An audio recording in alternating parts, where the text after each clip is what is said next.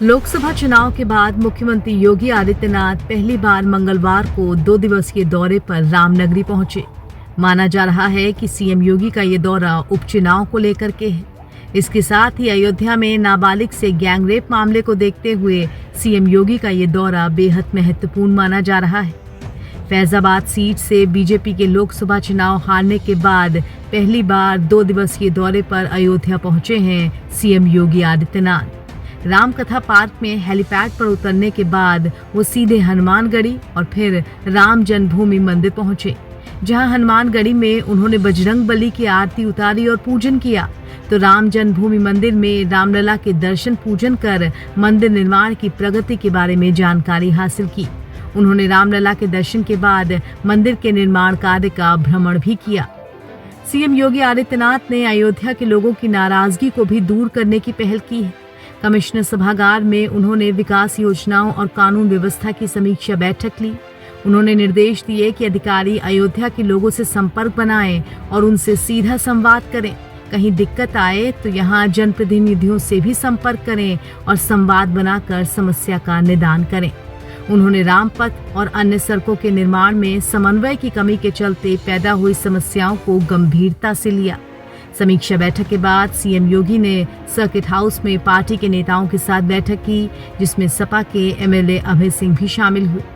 इसके अलावा सीएम योगी ने साधु संतों के साथ भी बड़ी बैठक ली और उनसे भी चुनाव के बाद का पूरा हालचाल जाना।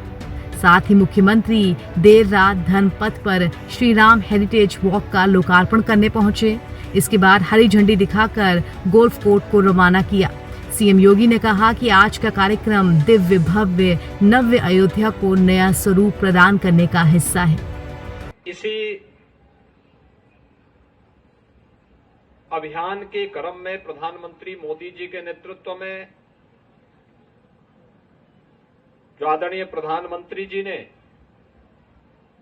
विरासत और विकास की जिस क्रम को देश के अंदर आगे बढ़ाया है और पिछले 10 वर्ष के अंदर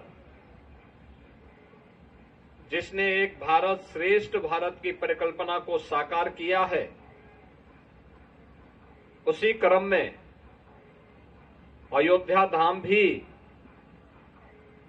विरासत और विकास के इस अभियान का एक अभिन्न हिस्सा बना है। ये नई अयोध्या भारत के विकास और विरासत की एक अनुपम छटा बिखेरते हुए देश और दुनिया को अपनी ओर आकर्षित कर रही है। मुझे बताते हुए प्रसन्नता है कि इस अयोध्या धाम में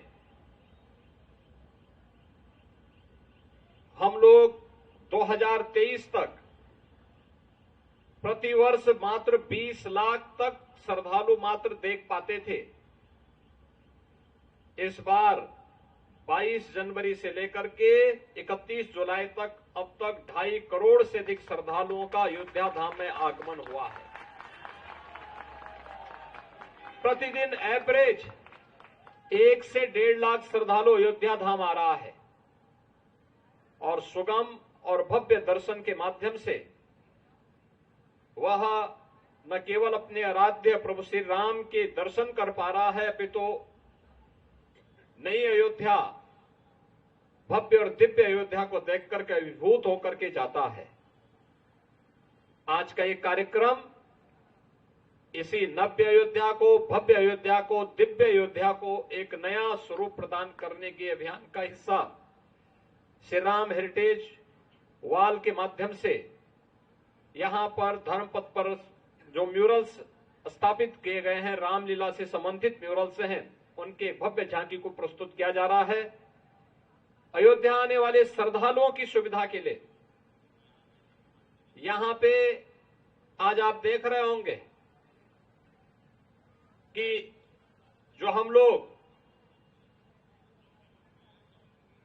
इन नई जो सेवा यहां पे पब्लिक ट्रांसपोर्ट की नई सर्विस हम प्रदान कर रहे हैं, यानी यह जो हमारी अयोध्या के बारे में एक सोच है कि अयोध्या को हम एक सोलर सिटी के रूप में स्थापित करेंगे, एक ऐसी सिटी के रूप में स्थापित करेंगे, सूर्य वंश की राजधानी होने के नाते अयोध्या में डीजल पेट्रोल का उपयोग हमारे 3 व्हीलर 4 व्हीलर या बसेज में न हो बल्कि इलेक्ट्रिक बसेज शुरू हो।